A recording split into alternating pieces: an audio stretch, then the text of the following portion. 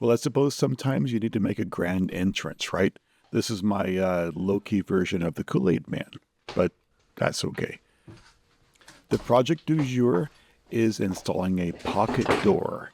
So this particular house has one entrance into the backyard, and you might recognize that little blue building off in the backyard. I don't know, it looks strangely familiar.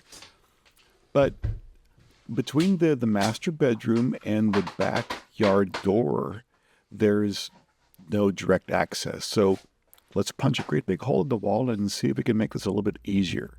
Here's a quick overview for the before version. Back door into the backyard and a kitty cat door there. One big flat wall. Here's the version from the other side of the room, looking at the same boring white wall. But hey, we got to start somewhere. So we have a kit from our big box store. It's simply an assembly of some metal studs for structural support, a header for holding the weight of the door itself, and all dutifully inspected by our on-site supervisor. Here we see the door itself I'm going to use. This is an existing door I pulled off from the house. A simple, very lightweight door, but for our uses, it'll be perfect. In this view, you see me cutting through the drywall. An oscillating tool is actually a quite good tool for what I'm doing here. I've got a half moon blade, and it seemed to be the best for cutting through drywall because it allowed me to make some very straight cuts.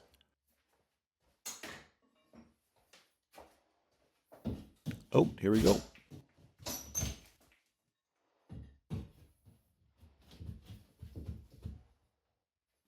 Come on, give it a good yank.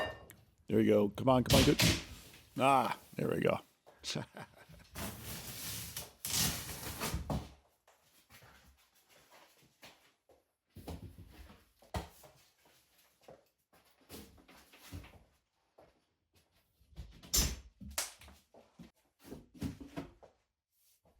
With that nasty fiberglass out of the way, now we can attack the baseboard. These are some... It's kind of a modern thing. It's 6-inch tall, 3/4-inch baseboard. Not terribly exciting, but it is functional. Let's cut through that and get down to the base. So, in between where the master bedroom is and what we're calling the studio on the far side of that wall, it's got to drop down about 3 inches. So that's something we need to address when we start doing with the final trim work and the transition between the two rooms. But for now, let's tackle this.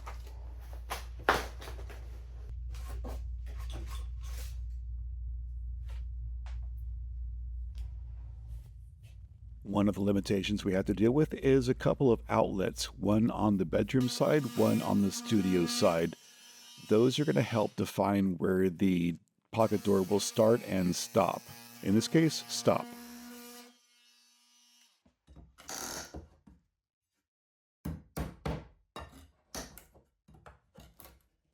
Where I'm pulling out right here, the trim, this is defining where the pocket door will actually sit. So from here, now I can transfer the cut side onto the other side, and I can cut out the other drywall to match. So it will be a square and plumb version of where the door will fit.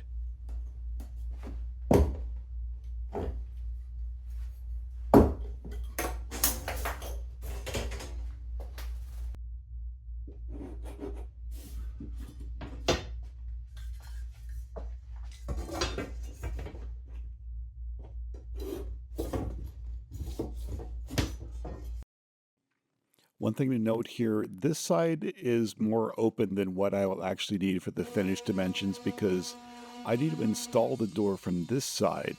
So this is where the track goes in, all that sort of stuff. I got to sort out where the door hangs and how it lays.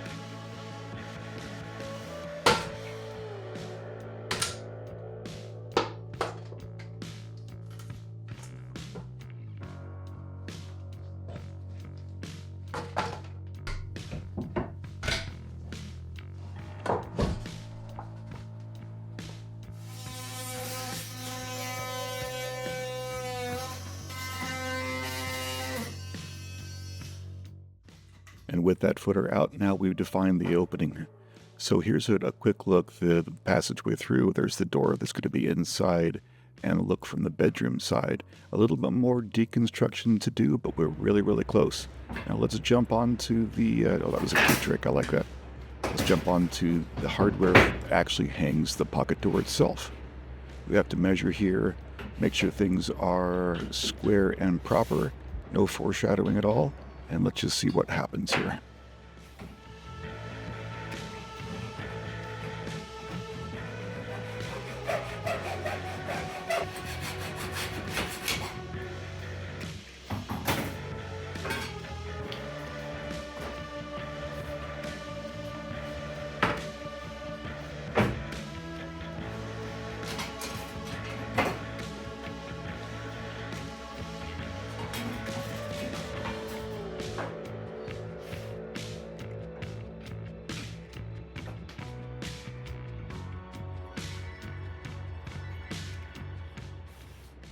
A quick reminder here, every screw has two dimensions to keep in mind. The outer dimension of the thread and the inner dimension here for just the shank. So in this case, I'm drilling a hole for the shank into the wood, but I have to have a clearance hole the size of the outer threads to go through the metal stud here.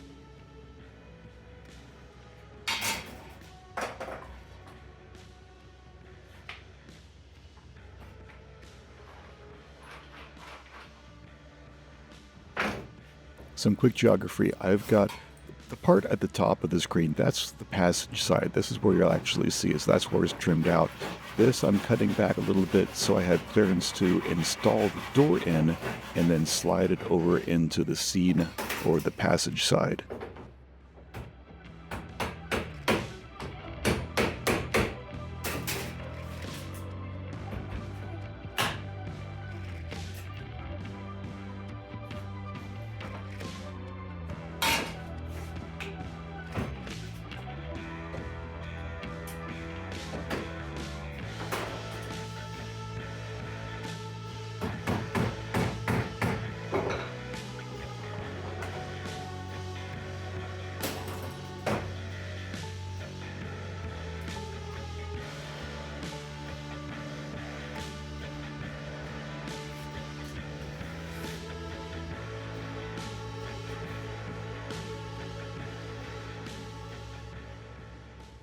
I've got a quick update on the pocket door project. I managed to make a mistake. So I will not accept full responsibility for this, and let me show you why. Okay, so here's the pocket door this is the hardware kit that comes with. So this is the passage side.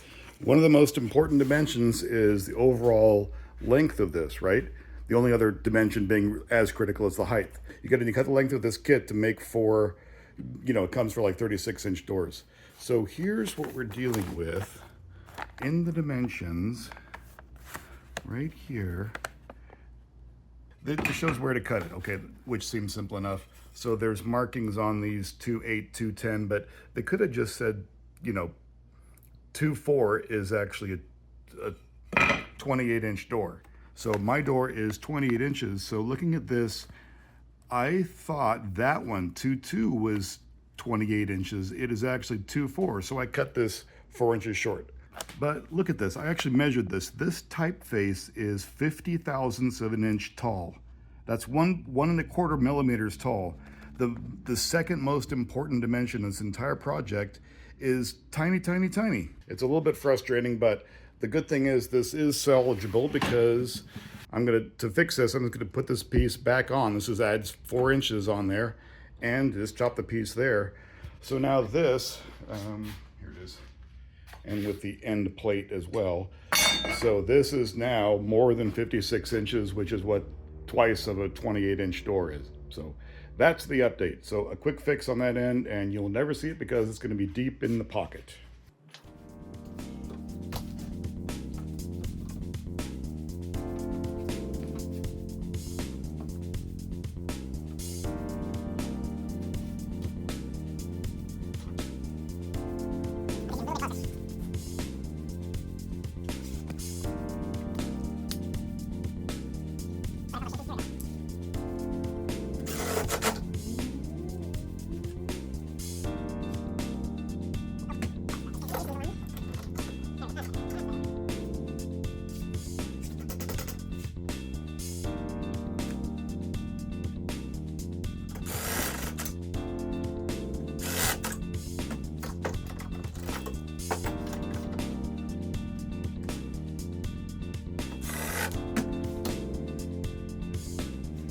like it never happened.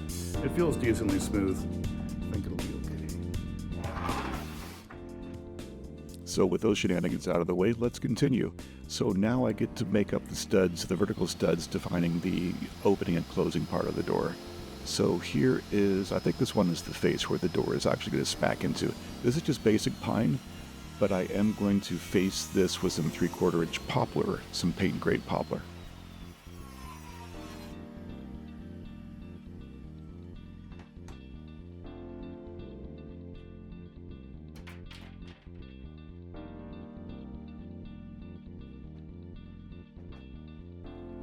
I'm gluing in some spacer blocks here.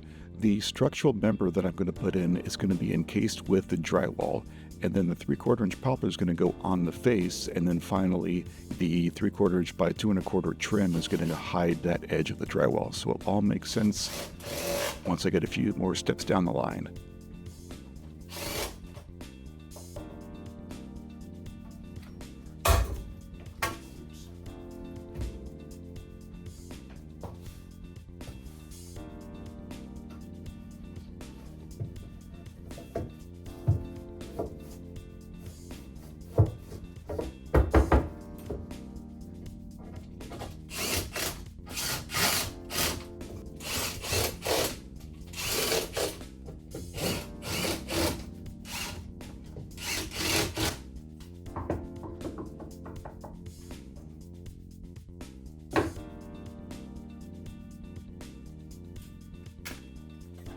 Getting rid of the last couple studs here. In this case, it's going to be a little bit scary for a moment because that drywall is just kind of held in place by drywall mud. Oh, swing and a miss there. So I'm trying to be ginger to take this guys out without damaging that drywall any more than needed to be. And I think we did it.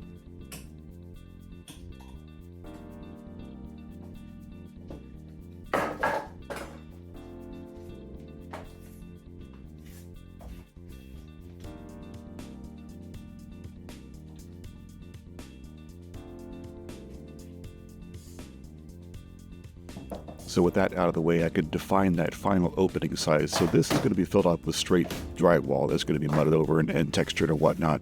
You can kind of see where the difference in height is between those two spots, where I'm standing and the lower spot to the left.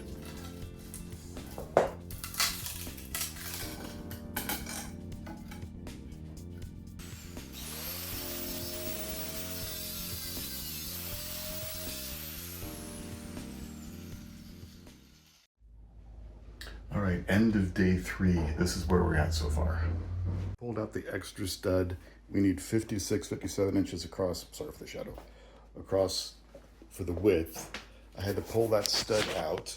I pulled this drywall back just a little bit, and that's where 56 3/4 in my case ends up. So